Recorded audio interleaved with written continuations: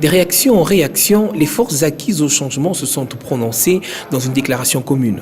Pour cette plateforme de l'opposition, le pouvoir en place serait de mèche avec le Rwanda. Nous nous sommes retrouvés, vu la gravité de la situation, nous avons levé certaines options, parmi lesquelles l'option liée à la haute trahison, où le président de la République devra expliquer au Congrès pourquoi et comment nous en sommes arrivés là.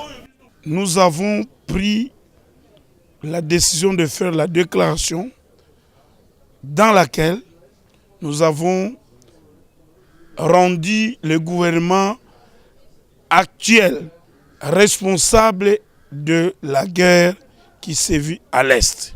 Faux rétorque Claude Machala du PPRD. Pour lui, c'est plutôt l'opposition qui joue le jeu du Rwanda. C'est un document qui a juste un caractère tout à fait subversif.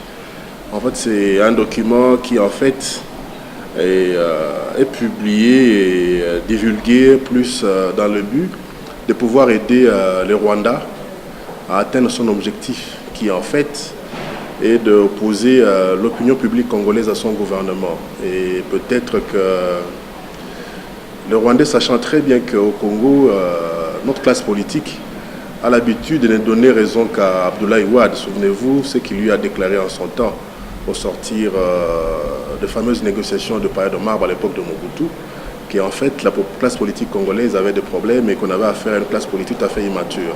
Il faut dire que c'est ce week-end que Joseph Kabila et Paul Kagame se retrouveront une fois de plus à Kampala pour statuer sur la situation qui prévaut dans l'Est.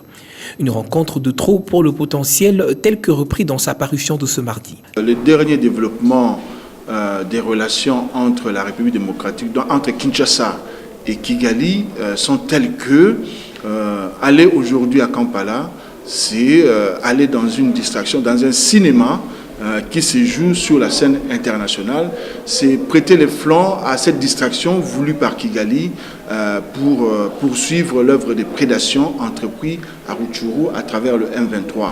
La rencontre du week-end entre les deux chefs d'État sera certainement axée sur la validation des modalités de la composition de la force internationale neutre à déployer le long de la frontière entre le Rwanda et la RDC.